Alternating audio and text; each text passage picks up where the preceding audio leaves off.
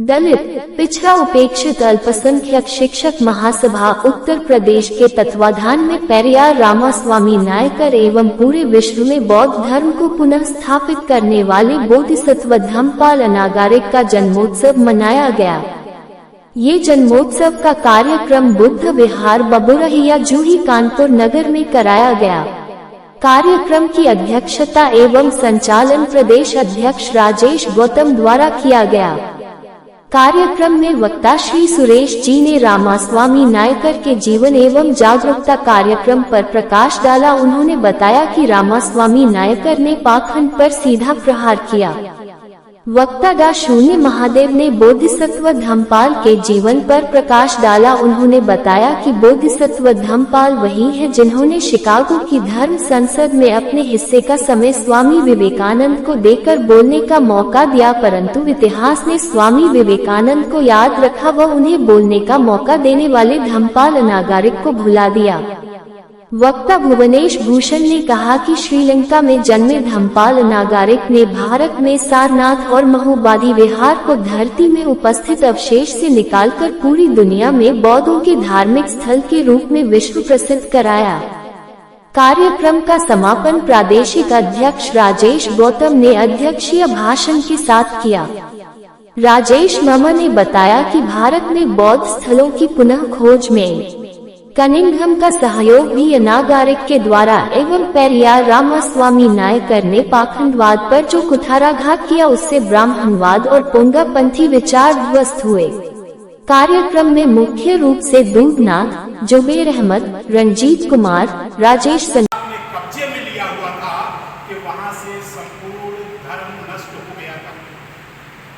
हिंदू धर्म ने यहाँ भारत की धरती पर बौद्ध धर्म को नष्ट करने का काम पुष्यमित्र शुंग ने किया, बृहदत्त की हत्या करके, लेकिन लंका में धम्म को नाश करने का काम ईसाई मिशनरियों ने किया।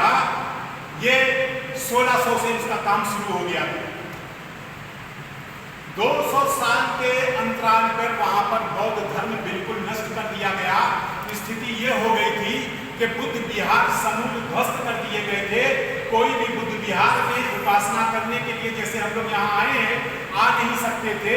बुद्ध विहारों में ताला डाल दिया गया था और कह दिया गया था ईसाई मिशनरियों के द्वारा कि बौद्ध गंवार और पिछड़ों का धर्म है, इसलिए इससे पिंड छुड़ा लो, मेरे साथ आओ, अंग्रेजी पढ़ो और ईसा मसीह को मानो। इस प्रकार मानवतावादी, कल्याणकारी, समतामूलक धर्म समाप्त कर दिया गया लंका में। और ये नियम बना दिया गया कि कोई भी अपने बच्चे का नामकरण संस्कार करेगा तो चर्च में आकर करेगा, घर में नामकरण संस्कार नहीं हो सकता। इसीलिए लंका के लोगों के आज भी नामों के पीछे ईसाई मिशनरियों के अंग्रेजी नाम, ईसाइयत के लिए हुए नाम होते हैं। इसीलिए इनका नाम डेविड हैवा विरत्ने इनका नाम था। हैवा विरत्ने इनके पापा का सरनेम था धम्मपाल। माता का नाम मल्लिका था। मल्लिका, देखिए ये भी एक संयोग है कि मल्लिका नाम की नारियां बौद्ध धर्म में बड़ा काम करके गई। अगर बौद्ध इतिहास को उठा के आप देखेंगे तो आपको जानकारी होगी। मल्लिका प्रसेनजीत की पत्नी का भी नाम था। सम्राट कौशल नरेश, जिसके यहाँ भगवान बुद्ध एक बार नहीं कई बार पनाह लिए, और प्रसेनजीत का जो खजांची था नाथपिंडक, उसने कितना काम किया बौद्ध धर्म के प्रचार प्रसार के लिए, ये आप लोगों को मालूम है। तो जो डेविड हैवारत्ने थे और उनकी मां जो मल्लिका थी, और मल्लिका ही प्रसेनजीत के जो सेनापति था बंधुल मल्ल, उसकी पत्नी का भी नाम था। और वही मल्लिका नाम की एक पत्नी, एक महिला, जब लंका पूरी तरीके से ईसाई मिशनरियों के कब्जे में था तो उसकी गोद से भी एक ऐसा ही आज बच्चा पैदा हुआ जिसका नाम था डेविड। और बाद में एक घटना और है, जिस प्रकार कांशीराम का कारवां चला, केवल कि बुद्ध जयंती और अंबेडकर जयंती की छुट्टियां DMSID में खत्म कर दी गई थी। उस लड़ाई के लिए कि ये डीएमएसआरडी में छुट्टियां बुद्ध जयंती की, अम्बेडकर जयंती की क्यों खत्म हुई? दीना भाना वाल्मीकि उसकी लड़ाई लड़ रहे थे।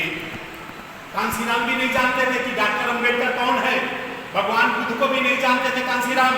तो दीना भाना वाल्मीकि ने जब अनशन किया और वो सस्पेंड हुआ तो जानकारी कांसीराम को हुई, तो कांसीराम ने फिर वहां से वो पीड़ा उठाया कि हम भगवान बुद्ध और बाबा साहब की जो छवि को दबाया गया उसको उभारने का हम काम करेंगे। ठीक उसी तरीके से धम्मपाल अनागारी के जीवन में भी भारत के लोग जानते नहीं हैं, क्योंकि अशोक का चलाया हुआ धर्म, भगवान बुद्ध का चलाया हुआ धर्म, जो बाद में अशोक, कनिष्क और हर्षवर्धन तक ने चलाया, उसके बाद में ये भारत में विलुप्त हो गया, लंका में विलुप्त हो गया। तो ये जो धम्मपाल अनागरिक हैं, जिनकी आज हम जयंती मना रहे हैं, 17 सितंबर को इनका बर्थडे होता है। इसी प्रकार आपको जानकारी होगी कि 17 सितंबर को ही पेरियार रामास्वामी नायकर, जो कि तमिलनाडु में पैदा हुए थे, उनकी भी आज जयंती है।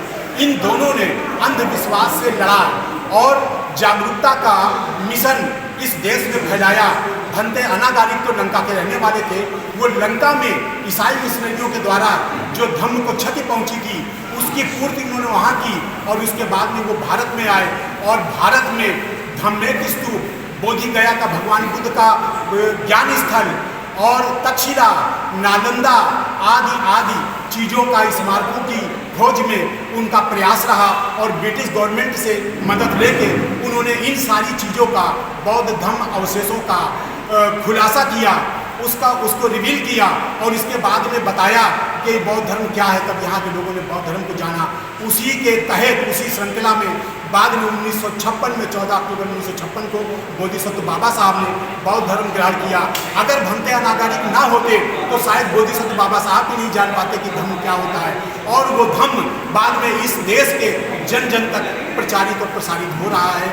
हम आज उनको श्रद्धांजलि अर्पित कर रहे हैं, भिक्षु धम्मपाल अनागारी। ये श्रीलंका से आया और धर्म का प्रचार किया, उसको लेकर कुछ कहना चाहेंगे?